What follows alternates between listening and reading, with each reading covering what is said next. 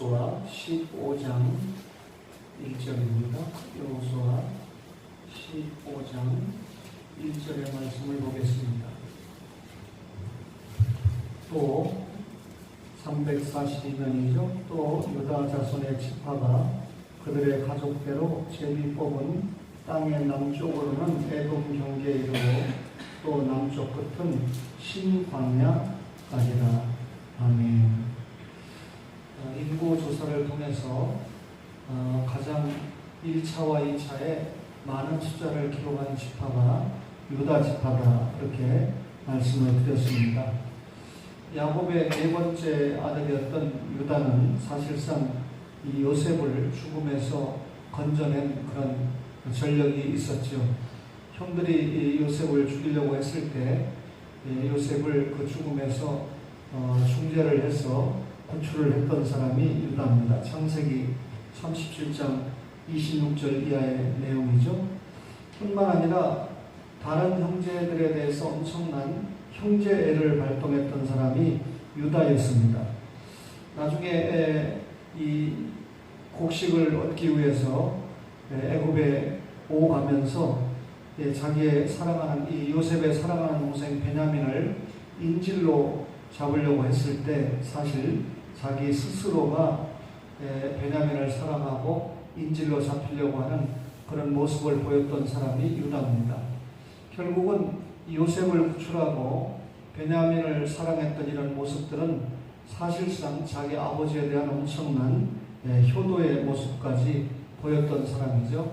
사실 형제지간에 우애 있게 지내지 못하면서 나는 부모에게 효도하고 있고 공경하고 있다라고 하는 것은 앞뒤가 맞지 않는 모순이 있습니다. 진정으로 부모를 공경한다면 형제를 사랑하는 모습을 보여야 되겠죠. 이런 여러 가지 특징이 있었던 유다인데, 사실 이 이스라엘 백성들이 여호수아를 지도자로 해서 가나안 땅에 들어가서 7년 동안 정복 전쟁을 하고, 그리고 18년 동안 하나님의 약속대로 그 땅을 지파대로, 종족대로, 가족의 숫자대로 땅을 분배하게 됩니다. 그래서 여호수아서를 읽을 때 우리는 전투하는 교회와 안식하는 교회를 동시에, 전투하는 7년의 과정은 지상에서 우리가 하나님 나라 확장을 위해서 전투하는 과정을 보여주고, 그리고 땅을 분배하는 과정에서 천상에서 안식하는 교회의 모습을 동시에 보여주는 책이 여호수아인데, 이스라엘 백성들이 가나안 땅에 입국을 해서 가장 중요한 핵심 요지라고 할 수 있는 예루살렘 성읍을 차지한 지파가 유다 지파죠. 물론 초창기에 예루살렘을 손에 넣지 못하지만 그 유명한 다윗의 후손으로는 다윗 왕이 등극을 했을 때 결국 여부수족이 차지하고 있던 것을 정복을 해서 마침내 예루살렘을 수중에 넣고, 그리고 근동에 가장 넓은 영토를 차지했던 왕조가 다윗 왕조이지 않습니까? 그리고 불행히도 솔로몬이 죽고 난 다음에 나라가 남쪽 유다와 북쪽 이스라엘로 갈라졌을 때 정통 왕가가 예수님이 유다 지파에서 온다고 예언이 됐기 때문에 유다 지파가 속한 남쪽 유다가 정통 왕가입니다. 뿐만 아니라 솔로몬의 아들 르호보암이 이 남쪽을 세웠죠. 그리고 북쪽은 정적이었던 여로보암이 세우지 않았습니까? 그러니까 어떤 면으로 봐도 남쪽 유다가 정통 왕가이기 때문에 우리가 열왕기 상하와 역대기 상하를 읽어볼 때 사실상 같은 기간을 기록하고 있습니다. 그런데 왜 성경에 같은 기간을 기록했는데 열왕기 상하 하나면 되지 역대기 상하를 또 보완해서 기록을 했을까요? 미묘한 차이가 있는데, 열왕기 상하를 읽어보면 남쪽 유다와 북쪽 이스라엘의 정치적인 역사를 중심으로 해서 기록을 했지만, 역대기 상하는 북쪽 이스라엘의 역사에는 전혀 관심이 없습니다. 남쪽 유다를 중심으로 한 정치적인 역사가 아니라 종교적인 역사를 중심으로 해서 기록하는 것이 역대기 상하죠. 그러니까 관점이 다르죠. 그리고 열왕기 상하는 선지자적인 관점에서 기록을 하지만 역대기 상하는 제사장적 관점으로 기록을 하면서 다윗 중심으로 기록하고, 유다 지파의 후손 아닙니까? 성전 예배 중심으로 기록한 것이 역대기 상합니다. 그만큼 유다 지파에 대한 관심과 배려가 구약에 확실하게 나타나고 있는 것을 보게 되는데 12지파 가운데 뭐가 그렇게 훌륭했을까요? 사실은 창세기 49장에 야곱을 통해서 언약의 조상인 야곱을 통해서 유다 지파에서 예수님께서 이 땅에 오신다라고 예언이 됐기 때문에 그렇습니다. 전구약은 예수님이 오시는 사건을 내용을 기록하고 있는 것이죠. 이 다윗 이후에 사실상 계속해서 유다 지파에서 왕위가 계승됩니다. 처음에 하나님께서 이 왕을 이 사무엘을 통해서 백성들이 세워달라고 했을 때 베냐민 지파인 사울을 왕을 세우게 되죠. 그런데 이 왕이 세습되는 그 과정을 통해서 예수님이 오시게 되는데 이미 창세기 49장에서 예수님이 베냐민 지파에서 오는 게 아니라 어디에서 온다? 유다 지파에서 온다고 예언이 됐기 때문에 베냐민 지파인 사울이 계속해서 요나단으로 왕위를 잇고 그렇게 왕위를 잇는다면 그 지파에서 예수님이 오실 수가 없습니다. 그래서 하나님께서 당신의 마음에 합한 왕인 다윗을 세웠는데 그가 유다 지파의 가문을 절정으로 빛낸 사람이 다윗이고 그때부터 이 유다 지파를 통해서 남쪽 유다로 결국 연결이 돼서 이 유다의 혈선을 통해서 마침내 유다의 혈선인 다윗의 후손인 요셉과 마리아를 통해서 예수님께서 이 땅에 오시는 역사가 이어지지 않습니까? 창세기 38장에서 유다와 다말과 이 다말이 불륜하는 그런 역사를 통해서 우리가 요셉 중심의 역사 같지만 사실은 이 유다 중심의 역사를 하나님께서 보여주었다. 그리고 요셉은 그런 선민이 보존되고 특별히 예수 그리스도가 이 땅에 오시게 하는데 준비된 인물로 요셉이 사용받았다라고 하는 것을 말씀을 드렸는데 유다와 다말 사건을 통해서 봐도 성경은 하나님 나라 역사고 성경 전체에 보면 인간 역사가 아니라는 겁니다. 만약에 인간 중심의 역사라고 그러면 유다와 다말 같은 그런 불륜의 이야기를 성경에 쓰지 않겠죠. 하나님께서는 이 아담이 범죄 타락했을 때 이미 죄인이라고 낙인이 찍혔습니다. 죄의 값은 사망입니다.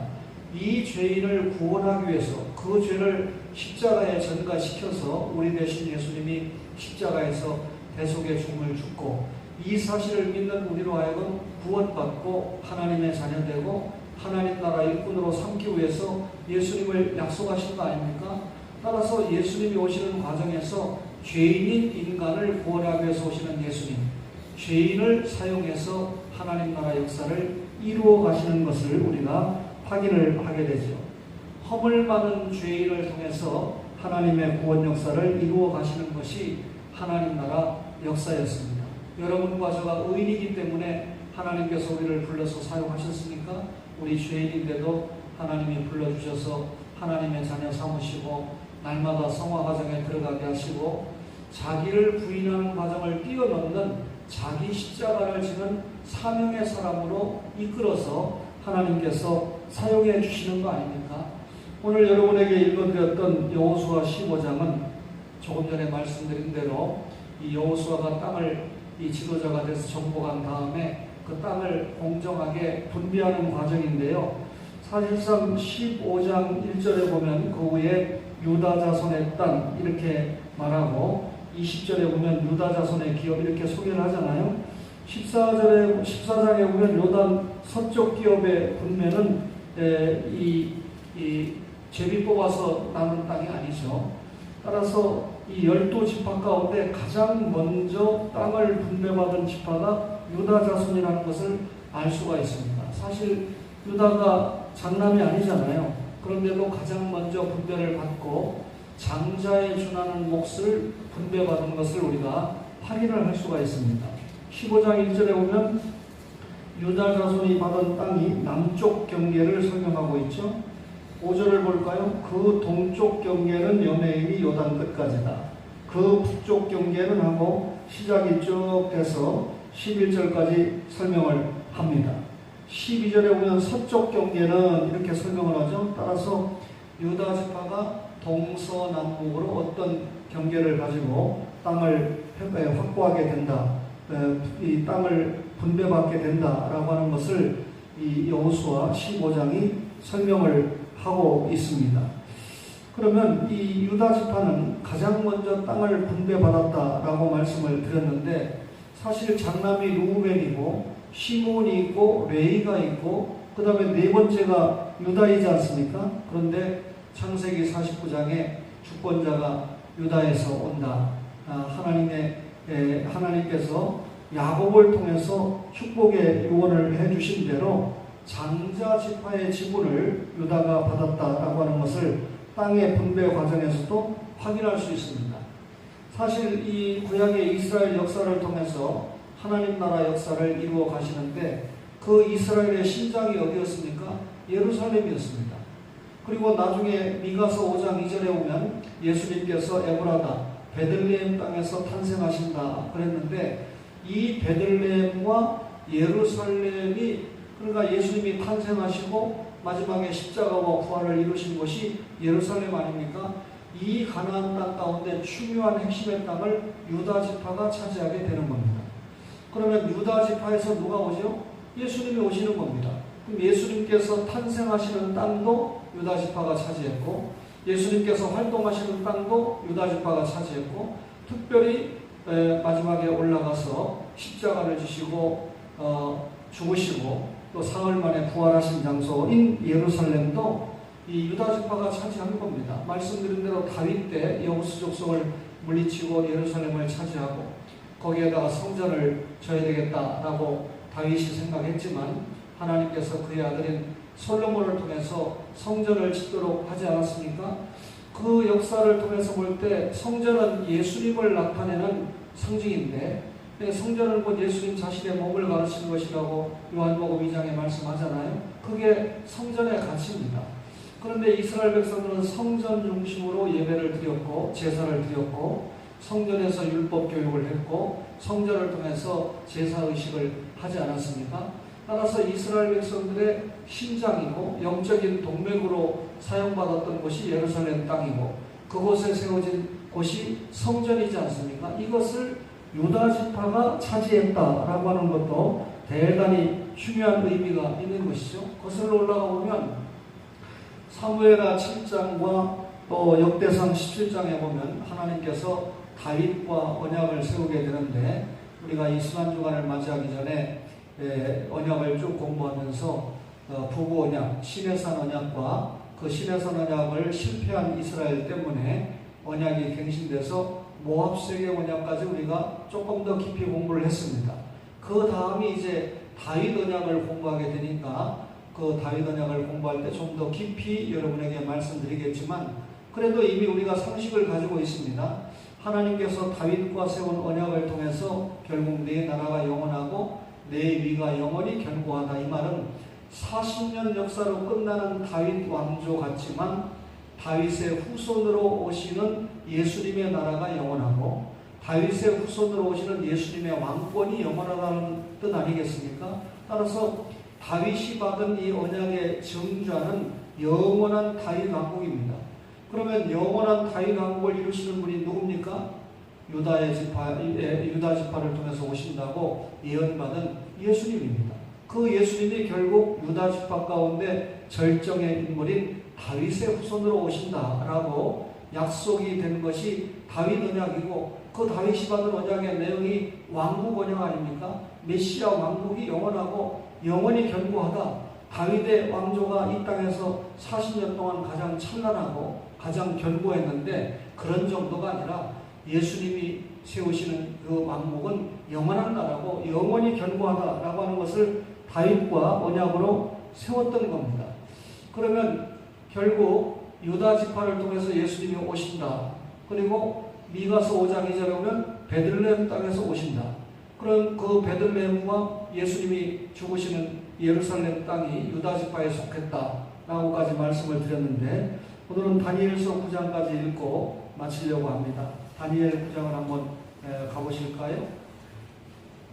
구약성경 다니엘서 9장을 보시면 아주 중요한 장인데요. 다니엘 9장에 보면 여러분 성경에 1248페이지에 다니엘의 기도 이렇게 됐죠. 예수님이 언제 오실 거냐?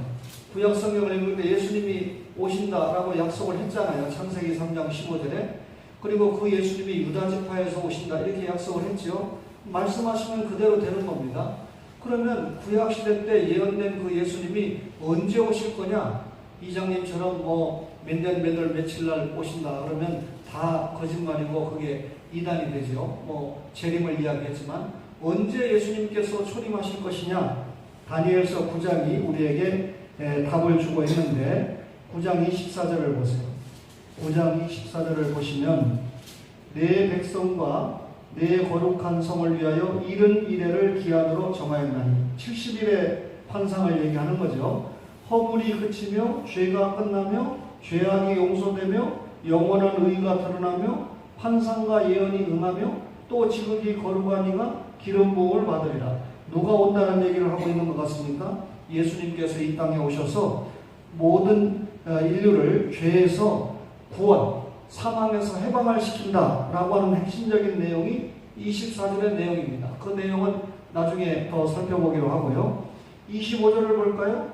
그러므로 너는 깨달아 알지니라 예루살렘을 중건하라는 영이 날 때부터 기름 부음을 받은 자 곧 왕이 일어나기까지 예수님이 오시기까지 7이레와 62이레가 지날 것이요.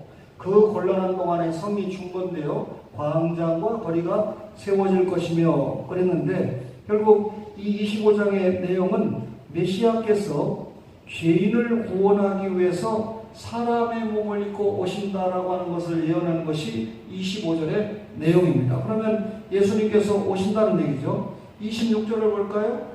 62일의 후에 기름 부음을 받은 자가 끊어져 없어질 것이며 십자가에 죽는다는 우리의 죄를 대신해서 십자가에 죽는다는 것을 26절에 다니엘을 통해서 예언하고 있습니다. 그 다음에 27절을 볼까요? 그가 장차 많은 사람들과 더불어 한 이래 동안의 언약을 굳게 맺고 그가 그 이래의 절반에 제사와 예물을 금지할 것이며 예수님께서 십자가에 죽으시면 구약시대 때 동물이 죽는 제사 끝납니까? 안 끝납니까? 끝난다는 얘기를 하고 있죠. 또 이미 정한 종말까지 진노가 황폐하게 하는 자에게 쏟아지리라 하였느니라 그랬습니다. 결국 예수님께서 십자가에 죽으심으로 속죄 사역을 완성한다. 구약의 제사는 끝난다. 이것을 예언하고 있죠. 따라서 이 구약의 제사제도는 완전히 폐지가 된다라고 하는 말씀을 하신 겁니다. 그러면 26절과 27절의 말씀이 뭘까요?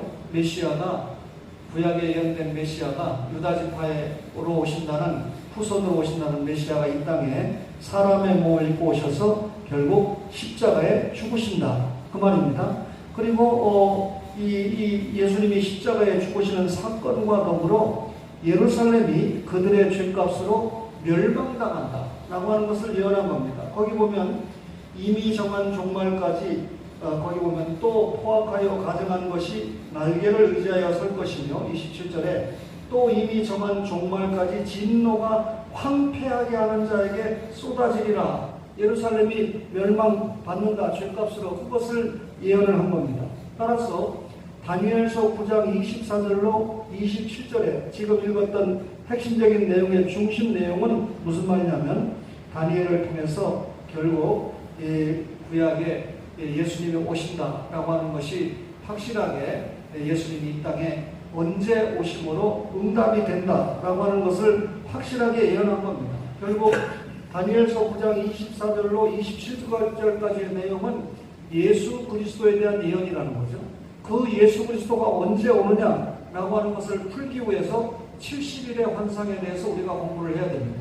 내일 새벽에 70일의 환상에 대해서 여러분에게 말씀을 드리면 예수님이 맨날 며칠 몇 시에 오신다 이거는 예언한 거 아니지만 대략 언제 오신다라고 하는 것을 다니엘을 통해서 우리에게 예언하는 것을 알 수가 있습니다. 그러니까 구약에 이 예수님이 오신다 창세기 3장 15절에 약속된 예수님이 어느 지파를 통해서 어떤 장소에서 어떤 시기에 오신다라고 하는 것을 성경은 자세하게 밝히고 있는 것이죠.